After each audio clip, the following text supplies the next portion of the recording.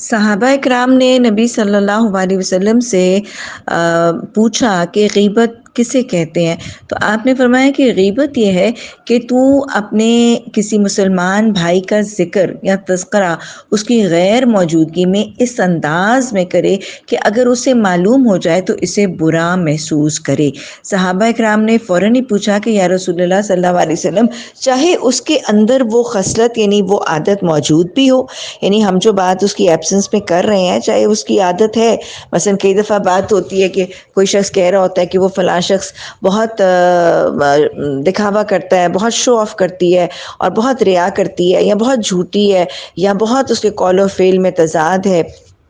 اور ایکچولی اس کی پوزیشن یہ ہوتی بھی ہے اس شخص کی جو غیر موجود ہے۔ تو صحابہ نے یہی سوال کیا کہ یا رسول اللہ صلی اللہ علیہ وسلم، چاہے اس کے اندر وہ خصلت موجود بھی ہو؟ آپ نے فرمایا ہاں، چاہے اس کے اندر یہ خصلت موجود بھی ہو، کیونکہ اگر اس کے اندر وہ خصلت موجود ہے اور اس کا ذکر اس کی غیر موجودگی میں کیا جا رہا ہے تو یہ غیبت ہے، اور اگر اس کے اندر یہ خصلت موجود نہیں ہے جس کا ذکر اس کی غیر موجودگی میں کیا جا رہا ہے تو پھر وہ کیا ہے؟ ایک تو وہ غیبت ہے، دوسرا وہ جھوٹ ہے، تیسرا وہ الزام تراشی یا بہتان تراشی ہے، تو یہ تو بہت بڑا سا کبیرہ گناہ بن جاتا ہے۔ تو لہٰذا یہ غیبت ہے، اور آپ نے فرمایا کہ غیبت زنا سے برا گناہ ہے، کیونکہ زنا کے گناہ کو تو اللہ معاف کرے گا لیکن غیبت کے گناہ کو اللہ اس وقت تک معاف نہیں کرے گا کہ جس کے حق میں کی گئی ہے وہ اس کو معاف کرے، تو یہ غیبت ہے۔ ہاں، کسی کی شکایت لگانا کہ ایک شخص ظلم اور زیادتی کی بات کر رہے اور غلط کام کر رہے، تو پھر اس کے معاملے کو کہاں تک پہنچایا جائے گا؟ ذمہ داران تک پہنچایا جائے گا، اس کی اس غلط بات کو نشر نہیں کیا جائے گا،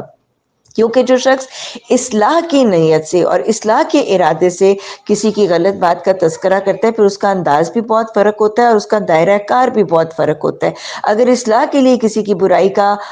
تذکرہ کیا جا رہا ہے تو پھر صرف ذمہ داران تک یا رسپانسیبل لوگوں تک جس نے اصلاح کا معاملہ کرنا ہے ان تک پہنچائی جاتی ہے، اور بڑی دو ٹوک کلیئر سی بات کی جاتی ہے، اس کو پورے کے پوری برادری یا رشتہ داروں کے سامنے نشر نہیں کیا جاتا اور ہائی لائٹ نہیں کیا جاتا، تو اور اس کا مذاق اور استہزاء یا اس کی تنقید نہیں کی جاتی ہے۔ اور اسی طرح اگر کوئی مظلوم ہے اور اس پر ظلم اور زیادتی ہو رہی ہے یا حق تلفی ہو رہی ہے تو وہ ہیلپ لینے کے لیے یا مشورہ یا گائیڈنس لینے کے لیے اگر بیان کرتا ہے تو پھر اس میں کوئی قباحت نہیں ہے۔ اللہ سبحانہ تعالیٰ نے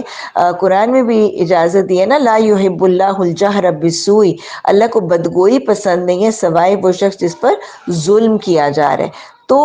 اگر کوئی مظلوم ہے اور اس کے ساتھ ظلم اور زیادتی ہو رہی ہے، اس کے ساتھ حق تلفی ہو رہی ہے، اور وہ شخص اپنے کسی رشتہ دار کے پاس، اپنے کسی صاحب استطاعت شخص کے پاس یا کسی صاحب علم شخص سے مشورہ لے رہا ہے اور گائیڈنس لینے کے لیے یہ اس کی غلط بات کو ہائی لائٹ کر رہا ہے کہ مجھے کوئی گائیڈ کرے، کوئی رہنمائی کرے کہ سچویشن میں کیا کروں، یا میری کوئی ہیلپ کرے کہ میں ظلم کو دور کرنے کے لیے کیا کروں، تو اس میں تو اس کی کسی کمی اور کوتاہی کے تذکرے کی اجازت مظلوم کو ہے، لیکن وہ بھی اس حد تک کہ نیت یہ ہے، انما الاعمال بالنیات، اعمال کا دار و مدار نیتوں پر ہے۔ لیکن اگر کسی کی غلط بات کا تذکرہ محض اس لیے کیا جا رہا ہے کہ اپنا پریشر ریلیز کرنے کے لیے، کتھارسس کے لیے اور just for the heck of it کیا جا رہا ہے تو پھر اس کی بھی اجازت نہیں ہے۔